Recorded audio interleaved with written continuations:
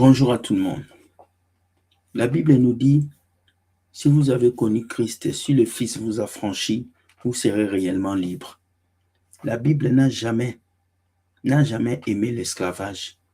La Bible a toujours été là pour libérer les consciences, les personnes. Mais il y a des gens qui ont utilisé la Bible pour faire des autres personnes des esclaves. Oui, ça continue aujourd'hui, même dans les églises. Mais aujourd'hui, nous allons voir l'histoire de l'esclavage et de l'Église. Parce que si vous ne savez pas, l'Église a participé à l'esclavage. Oui, l'Église a participé à l'esclavage. Voilà pourquoi même le pape s'est excusé plusieurs fois, parce que nous le savons. Mesdames et messieurs, bienvenue dans votre émission Entre nous. Ici, nous commentons, nous partageons des vidéos pour vous faire comprendre beaucoup de choses. Je suis Will Gospel pour vous servir. Alors je vous dis générique avec Penguin Pasteur. Let's go. Penguin pasteur, penguin pasteur, penguin pasteur, il lave nos mamans, penguin pasteur. Savez-vous qu'il existait la Bible des esclaves? Vous ne savez pas? Il existe une Bible qui s'appelle la Bible des esclaves. Oui, dans cette Bible, ils ont supprimé tous les passages qui parlent de la liberté, mais ils ont laissé les passages qui parlent de l'esclavage, de la loyauté, de comment est-ce qu'on peut maintenir une foule dans l'oubli. Et je commence à me poser la question, est-ce que certains pasteurs n'ont pas utilisé cette Bible pour vous maintenir en esclavage dans les églises? J'ai comme l'impression. Regardez ce reportage sur la Bible des esclaves. C'est une Bible, c'est la Bible, mais ils ont enlevé des livres et des mots qui peuvent vous aider à avancer dans la chrétienté. Regardons cette vidéo, je suis sûr que ça va vous faire du bien. Première vidéo. Sur ce qu'on appelle la Bible des esclaves. C'est une édition du début du 19e siècle où tous les passages qui évoquent la liberté et l'égalité sont supprimés. Oui, n'ayons pas peur des mots, c'est un texte largement caviardé. Il manque dans le volume 90% de l'Ancien Testament et la moitié du Nouveau. Cette Bible devait servir au travail des missionnaires britanniques dans les colonies de ce qu'on appelait alors les Indes occidentales, de l'autre côté de l'Atlantique donc. Elle leur permettait de maintenir à leur place les esclaves qu'ils voulaient évangéliser tout en tentant de prendre soin de leurs âmes. Une Bible de la honte qui fait l'objet d'une exposition visible jusqu'en janvier à Utrecht. Vous comprenez? Cette Bible a été conçue pour que les maîtres puissent dominer les esclaves en leur promettant de conserver leur âme. Ça ne vous rappelle pas ce que les pasteurs font? Je suis le gardien de ton âme. Je suis le gardien de ton âme. Donc les pasteurs ne font que répéter ce que les colons faisaient. Les pasteurs ne font que répéter ce que les missionnaires faisaient, les faux pasteurs bien sûr. Et vous allez voir que c'est un système à l'église où on vous maintient esclave et que les pasteurs vous font croire que Jésus va vous sauver, mais pendant ce temps, le pasteur construit sa maison, il vit sa belle vie. Utrecht aux Pays-Bas. Oui, cette Bible servait à légitimer la domination en quelque sorte. Absolument, le choix des passages supprimés n'a pas été fait au hasard. Pas trace par exemple du célèbre verset presque révolutionnaire annonçant il n'y a plus ni esclave ni personne libre, il n'y a plus l'homme et la femme car tous vous n'êtes qu'un en Jésus-Christ. Par contre, tous les textes appuyant la servitude sont maintenus, comme celui qui appelle les esclaves à obéir à leur maître, je cite, d'un cœur simple, avec crainte et tremblement. Et parmi les grands absents, il y a aussi les psaumes, ces écrits bibliques qui... Vous voyez, dans cette Bible, on a maintenu les versets qui poussent les esclaves à appeler leur maître. Maître, qui poussent les esclaves à être toujours à terre. Ça vous prouve qu'à l'église aujourd'hui, il y a le système des papas spirituels, maman spirituelle, daddy. On vous maintient toujours dans cette histoire. Donc vous voyez que les faux pasteurs utilisent la même technique. Donc l'esclavage n'est jamais fini, ça continue dans les églises. Ils ont même enlevé les psaumes. Donc c'est une Bible modifiée pour manipuler. Prime l'espoir d'une délivrance de l'oppression, alors que les passages comportant des lois sont tous maintenus. Mais les temps ont changé. Il ne reste actuellement que 3 exemplaires de cette Bible de l'oppression, des volumes rares, précieusement conservés dans des bibliothèques universitaires. Mathias, pourquoi ressortir un tel livre aujourd'hui? Eh bien parce que cette Bible des esclaves pose toute une série de questions. Tout d'abord, elle éclaire un pan pas très glorieux de l'histoire en montrant les comportements que les églises ont pu avoir à l'encontre des esclaves noirs en Amérique dans ce cas précis. Vous avez entendu? L'Église a eu un rôle important dans l'esclavage, surtout des Noirs en Amérique. Et pendant tous ces jeudis qui vont se suivre, nous allons parler du rôle de l'Église dans l'esclavage. Chaque jeudi, ça va être un jeudi historique. Et jeudi, nous allons commencer à voir les personnages de la Bible. Nous allons commencer à voir les événements de la Bible. Nous allons commencer à voir tout ce qui s'est passé dans l'Église, l'histoire de l'Église. Et cela en dépit du message de libération dont elles étaient en principe porteuses. Et puis, cette Bible amène à réfléchir à l'utilisation qu'on peut faire des textes fondateurs, lesquels sont passés sous silence et pour quelles raisons. Et elle rappelle que l'interprétation de ces textes, toujours nécessaire, est parfois délicate et qu'elle peut conduire à des perversions quand elle est mise au service de causes pas forcément très nobles. Elle est donc exposée à Utrecht aux Pays-Bas jusqu'à janvier prochain. Merci Jusqu'au beaucoup. mois de janvier, absolument. Merci Mathias. Donc là, vous comprenez que les textes qui sont dans cette Bible peuvent être dangereux si elles tombent entre les mains de mauvaises personnes. C'est comme la Bible. La Bible est un livre qui réunit beaucoup de choses, mais si la Bible tombe entre les mains d'un faux pasteur, il peut l'utiliser pour vous escroquer et vous détruire. Donc c'est à vous d'avoir le discernement. Voilà. Deuxième vidéo, le pape est venu demander pardon à l'Église pour le rôle à tout le monde pour le rôle de l'Église dans l'esclavage. Beaucoup de gens ne l'ont jamais compris, mais l'Église a joué un rôle dans l'esclavage. Oui, et plus précisément l'Église catholique. Il faut le comprendre. Très important. Nous voulons dévisser tous ces systèmes pour que vous puissiez comprendre que Jésus n'est pas dans le système de l'Église bâtiment. Jésus n'a jamais été dans le système de l'Église bâtiment. Jésus a toujours voulu créer une relation entre nous et Dieu. Jésus n'a jamais créé un mouvement de chrétienté. Il a créé une relation entre nous et Dieu. Et nous allons regarder cette vidéo.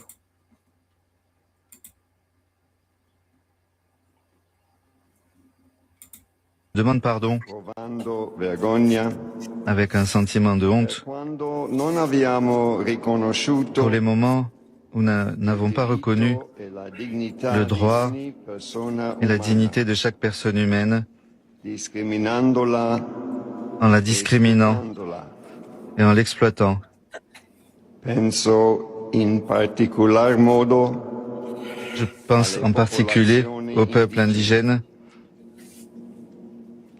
et pour les moments où nous avons été complices de systèmes qui ont favorisé l'esclavage et le colonialisme. Pour prendre sa revanche sur les musulmans, le pape Nicolas V apporte sa caution morale aux Portugais. Grâce au soutien du Vatican, ceux-ci peuvent poursuivre leur razzia en Afrique en toute impunité. Dans les archives nationales de Lisbonne, la bulle Romanus Pontifex rédigée par le pape accorde un blanc-seing aux Portugais et pose un cadre légal à l'asservissement de l'Afrique. De vaincre et de suel. Deux mots décrétés par la plus haute autorité catholique. Deux mots qui tombent comme une sentence pour les Africains. Deux mots qui vont tout justifier au nom de Dieu. Avec la bénédiction du pape, les Portugais s'aventurent toujours plus au sud des côtes africaines. À bord des caravelles, c'est toute l'Europe qui se joint au Portugal pour faire main basse sur l'or et les esclaves d'Afrique. Flamands, Allemands, Anglais, Génois et Vénitiens, tous les marchands européens investissent dans l'aventure atlantique. Vous avez vu, donc l'Église catholique a demandé pardon pour ça. Et je vais mettre un autre jeune homme qui nous parle de la même chose. Et je vais développer après pour finir. Voilà. Le pape Léon XIV demande pardon pour le rôle du Vatican dans l'esclavage. Là, ce que vient de faire le pape Léon XIV, il faut en mesurer la portée. Parce qu'on ne parle pas seulement d'un pape qui dit, par exemple, des chrétiens ont participé à l'esclavage. Non, du tout. On parle d'un pape qui reconnaît le rôle du Saint-Siège lui-même, le rôle de l'institution, le rôle des textes, des décisions, des justifications religieuses dans la légitimation de formes de réduction en esclavage. Et ça, historiquement, c'est énorme. Dans son encyclique Magnificat Humanitas, le pape Léon XIV reconnaît que l'Église a mis très longtemps à condamner l'esclavage de façon claire. Il écrit que le siège apostolique, sollicité par des souverains européens, est intervenu à plusieurs reprises pour réglementer et légitimer certaines formes de soumission et même de réduction de l'esclavage des infidèles. Nous ne sommes plus dans une simple faute individuelle. On est dans une mécanique institutionnelle. Des bulles pontificales, des textes officiels, des mots sacrés utilisés pour justifier l'injustifiable, parce que l'esclavage colonial, ce n'était pas seulement des bateaux, des chaînes, des plantations ainsi que de l'argent. C'était aussi un récit. On disait quoi? On conquiert, on convertit, on civilise. Et derrière ces mots-là, il y avait des peuples arrachés, déshumanisés, vendus et même exploités. Et le pape Léon XIV va encore plus loin. Il reconnaît que l'Église ne peut nier, ne peut minimiser le retard avec lequel elle a condamné ce fléau. Il faut attendre le 19e siècle, notamment avec le pape Léon XIII en 1888, pour voir une condamnation formelle, absolue et universelle de l'esclavage. 1888, ça veut dire très tard, après des siècles de traite, de colonisation, de violence et de silence. Et ce geste est encore plus symbolique quand on sait que Léon XIV, le pape lui-même, est le premier pape né aux États-Unis avec une histoire familiale liée à la fois à des personnes réduites en esclavage et à des propriétaires d'esclaves. Donc ce pardon n'est pas seulement théologique, il touche aussi, je dirais, à une mémoire historique très concrète. Mais maintenant, attention, un pardon, ce n'est pas une réparation, une excuse, ce n'est pas une restitution, une reconnaissance, ce n'est pas encore la justice. Mais la vraie question, qu'est-ce que c'est? Qu'est-ce qu'on fait après cela? Est-ce qu'on ouvre davantage les archives? Est-ce qu'on enseigne cette histoire dans toute sa complexité? Est-ce qu'on soutient réellement les descendants de peuples réduits en esclavage dans leur quête de vérité, de mémoire et de réparation? Parce que si les excuses servent uniquement à dire « c'est bon, nous avons reconnu, passons à autre chose très vite », alors elles deviennent une nouvelle manière de refermer le dossier.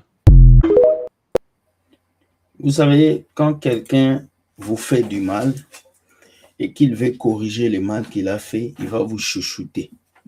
Voilà pourquoi vous voyez les catholiques ont des écoles, ils ont des maisons, ils ont tout ce qu'il faut en Afrique, ils ont même des églises construites dans les villages, parce que les catholiques sont une longévité énorme plus que l'église évangélique. Donc si le papa a demandé pardon, il faut aussi réparer.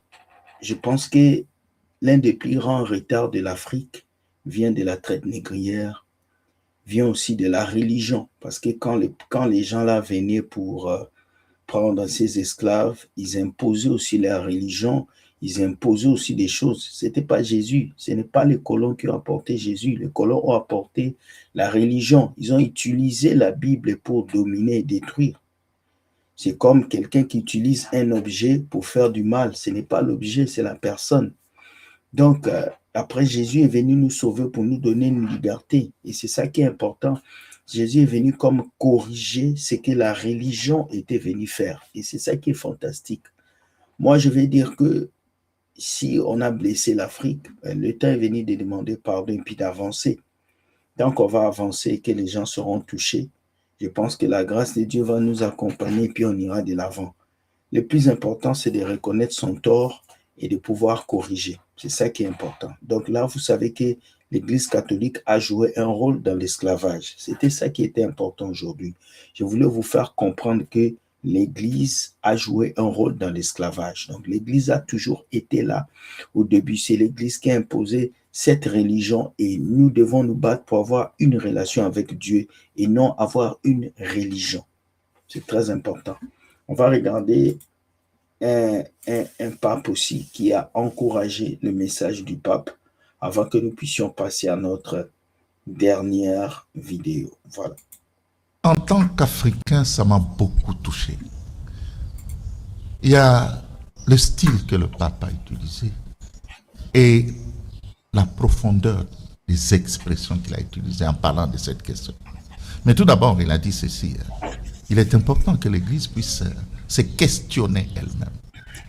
Et ça comme remise en cause de sa manière d'utiliser les principes de l'enseignement social de l'Église, pas seulement comme des principes théoriques, mais il faut que dans Donc, ils ont utilisé l'enseignement biblique pour endormir un peuple, pour voler leurs richesses et pour voler leur manière intellectuelle.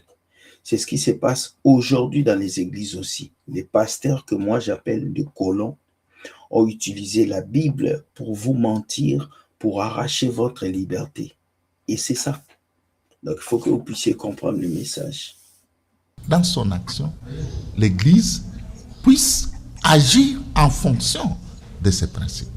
Alors il dit, mais nous avons toujours proclamé la dignité sacrée de la personne humaine. Mais nous avons laissé l'esclavage ramper et envahir des régions entières. Et c'est pourquoi le pape a pris le courage de demander pardon pour l'esclavage. Effectivement, il y avait des monastères qui achetaient des esclaves. Mais il faut avouer que c'était pour les revendre, c'est-à-dire pour les rendre libres. Mais l'Église n'avait pas, pendant un temps, eu le courage d'affronter la question de l'esclavage et de la dénoncer comme elle le fait aujourd'hui. Voilà ce que j'aime parce que l'Église a dénoncé ça. Et ce comportement n'existait pas chez les chrétiens évangéliques. C'est difficile qu'un pasteur puisse venir dire aux chrétiens, je vous ai volé, je m'excuse. C'est très difficile. Donc, si aujourd'hui on commence à dénoncer ces choses, je pense que la vérité va éclater partout. Parce qu'il y en a même des gens qui vont me regarder qui n'ont jamais su que l'Église catholique avait joué un rôle. L'Église tout court avait joué un rôle dans l'esclavage. C'est très important de connaître l'histoire de l'Église, l'histoire de Dieu, l'histoire de votre identité spirituelle. Voilà pourquoi tous les jeudis, nous allons venir voir des personnages, des questionnements, pour que nous puissions vraiment nous éclairer avec les autres vidéos. Moi, ça m'a touché. J'ai aimé ça et j'ai voulu vous faire comprendre ça. Pour dire que non, c'est contre la dignité de la personne humaine. On ne peut pas marchandiser la personne humaine. Et le courage de demander pardon, ça fait partie des grandeurs de l'Église catholique. Et le pape Léon XIV a porté sur ce point, en tout cas, la grandeur de l'Église catholique. Voilà. J'espère que vous avez compris ce message. C'est un message poignant. Si le pape peut demander pardon pour ce que l'Église a fait, les pasteurs aussi doivent demander pardon pour le mal qu'ils ont fait aux victimes. Parce qu'aujourd'hui en Afrique, excusez, quand un pasteur fait du mal, on ne le punit pas. On punit plutôt la victime. Il y a beaucoup de victimes qui pleurent et beaucoup de pasteurs qui sont heureux, alors que c'est eux qui ont détruit des vies. Alors, moi, j'aimerais aussi voir des pasteurs des églises évangéliques demander pardon pour le mal qu'ils ont fait. J'aimerais aussi voir l'église évangélique venir demander pardon pour le mal qu'ils font, pour les familles qu'ils divisent. Ça nous fera du bien.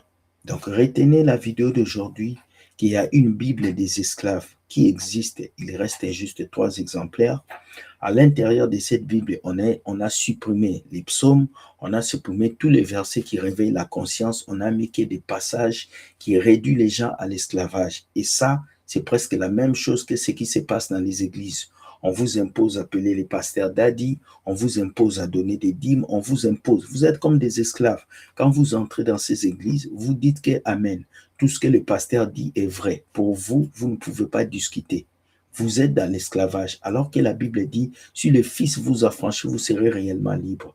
Aujourd'hui, on ne voit plus la liberté des chrétiens se manifester puissamment. Donc, retenez ce message.